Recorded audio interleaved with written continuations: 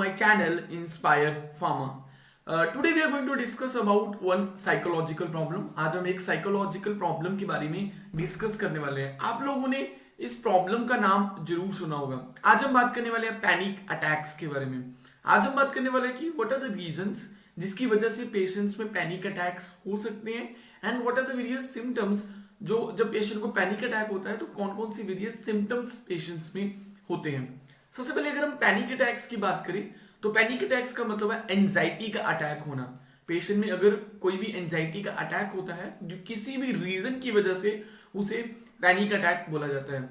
और अगर हम बात करें कि कौन कौन से सिम्टम्स जो होते हैं पेशेंट में रिस्पॉन्सिबल होते हैं मतलब कौन कौन से सिम्टम्स उसमें आते हैं, तो कुछ फिजिकल सिम्टम्स होते हैं पेशेंट में जब भी उसे पैनिक अटैक होता है. वो फिजिकल सिम्टम्स क्या होते हैं कि पेशेंट की जो फर्स्ट सिम्टम इज पेशेंट की जो हार्ट बीट है वो नॉर्मल से ज्यादा हो जाती है जिससे हम मेडिकल लैंग्वेज में टैकीकार्डिया बोलते हैं. तो first symptom is increase in the heart beat of the patient. Other than this things patient के हाथ पैर से काफी पसीना आने लगता है. वो पेशेंट की पूरी बॉडी जो होती है वो कांपने लगती है. ठीक है, this is another symptom in the patient. उसके चेस्ट में पेन होने लगती है, उसको सांस लेने में भी दिक्कत हो सकती है. This is the another symptoms. और पेशेंट को कई बार ऐसा लगता है कि मैं अभी गिर जाऊंगा. This is the another kind of a characteristic symptom in the patient जिन लोगों को पैनिक अटैक आता है. और सबसे बड़ी बात ये होती है कि जो पैनिक अटैक है वो मेजरली जिन लोगों की एज 20 to 30 के बीच में होती है उन लोगों को पैनिक अटैक आता है. और मेजरली जब भी पेशेंट्स को हार्ट बीट इंक्रीज होने के और चेस्ट पेन के सिम्टम्स होते हैं तो पेशेंट को ये लगता है कि मुझे हार्ट अटैक हो चुका है, जबकि that is a panic attack. Okay, जब भी आपको पसीना आता है, जब भी आपके हाथ पैर फूलते हैं तो that is kind of a panic attack. जब पेशेंट को इस तरह के सिम्टम्स आते हैं तो उसको हॉस्पिटल में लेके जाया जाता है. उसके कार्डियक टेस्ट वगैरह सब करवाए जाते हैं एवरी काइंड. जब ईसीजी इस तरह के टेस्ट करवाने के बाद सभी टेस्ट नॉर्मल आते हैं तो डॉक्टर्स जो है वो पेशेंट को डिक्लेयर कर देता है कि आपको हार्ट की कोई इशू नहीं है बट आपको पैनिक अटैक हुआ है. ओके, सो पैनिक अटैक जो है उसके सिम्टम्स जो है वो हार्ट अटैक से सिमिलर होते हैं बट बिकॉज क्योंकि ईसीजी और इस तरह के टेस्ट में पेशेंट का सभी चीज नॉर्मल आई है तो उस केस में पता चल जाता है कि पेशेंट को एंजाइटी अटैक है और उसे एक अल्प्रेक्स नाम की गोली देके और मेडिसिन देके पेशेंट को घर भेज दिया जाता है. अब अगर हम बात करें कि कौन सी ऐसी चीजें हैं और what are the various things that can trigger the panic attack in the patients, what are the various risk factors जो पेशेंट का रिस्क को इंक्रीज कर सकते हैं towards the panic attack.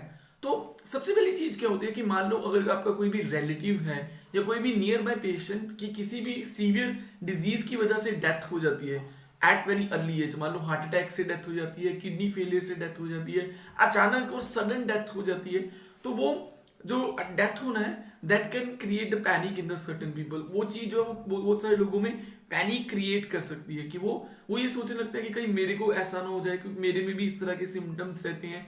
So yes, उस चीज की वजह से पैनिक अटैक जो है वो हो सकता है. सेकेंड, अगर हम चीज की बात करें कि मान लो आप किसी पर्टिकुलर डिजीज से सफर कर रहे हैं, मान लो if you are suffering from the diabetes, if you are suffering from the kidney failure, इस तरह की डिजीज या अस्थमा से सफर कर रहे हैं और उसी डिजीज की वजह से आप सुनते हैं कि किसी और की डेथ होगी.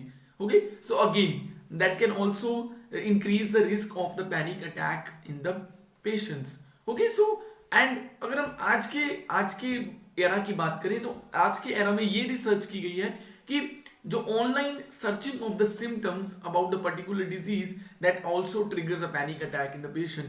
मान लो आपको हाइपर एसिडिटी की इशू हो रहा है और आप उसकी वजह से आपकी हार्ट बीट बढ़ गई और आप उन सिम्टम्स को आज के जमाने में लोग जो है उनको गूगल सर्च करने लगते हैं और गूगल सर्च करने के बाद बताया जाता है कि ये सिम्टम्स जो है this are the symptoms of the heart attack. So ultimately patient के अंदर काफी एंजाइटी आ जाती है कि मेरे को फ्यूचर में हार्ट अटैक हो सकता है, मेरे में ये सिम्टम्स आ रहे हैं जो इस डिजीज से मिलते जुलते हैं. ये चीज हमने कोविड के प्रॉब्लम के दौरान भी देखी थी कि बहुत सारे लोगों को जस्ट वैसे ही फीवर और वैसे ही just cough kind of a problem हो रही थी और उन लोगों में ये पैनिक क्रिएट हो रहा था कि मेरे को कोरोना वायरस हो चुका है. So that is the best example of the panic attack in the patients. Okay, so कहने का मतलब यह है कि आज के जमाने में लोगों को सिम्टम्स के बारे में ज्यादा इंफॉर्मेशन रहती है और जिसकी वजह से वो खुद गैस लगाने लगते हैं कि मेरे को इस तरह की डिजीज है without going for the diagnosis. So ultimately this kind of things can exhibit or can accelerate the panic attacks in the patients.